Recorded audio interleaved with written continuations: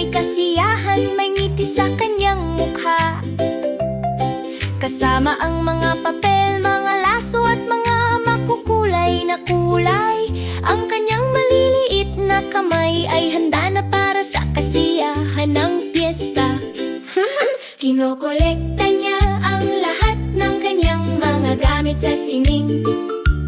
Mga tumpok ng papel sa ilalim ng umagang kalangitan. Pinutol at tinupi niya ito ng may kasiyahan at ingat. Ang mga dekorasyon ay kumikislap, ang Pasko ay narito na hiya. Ang mga tradisyonal na likha ni Ella sa Pasko, hi, hey, pinupuno ang mga puso ng masayang selebrasyon. Gumagawa siya ng mga dekorasyon at maliliit na kumikislap na bituin. Ipinakalat ang mahika ng Pasko mula umaga hanggang gabi. Pinag-iingat niyang ibinabaluktot ang mga bituin ng papel. Gumagawa siya ng mga korona ng may pagmamahal sa bawat dako. Mga pulang bilog at mga laso ay inilalagay sa tamang lugar. Ang kanyang silid ay kumikislap ng banay at sa kumikislap na liwanag.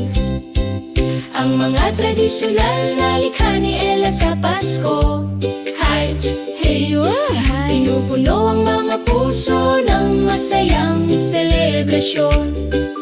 Ang mga bituin at mga korona ay kumikislap sa kanyang mga kamay. Pinalamutian niya ang kanyang maliit na mundo ng Pasko.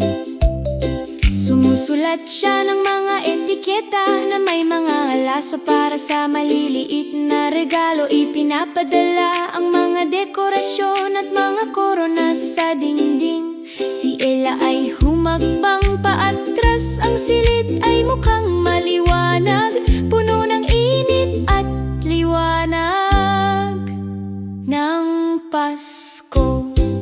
Ang mga tradisyonal na likha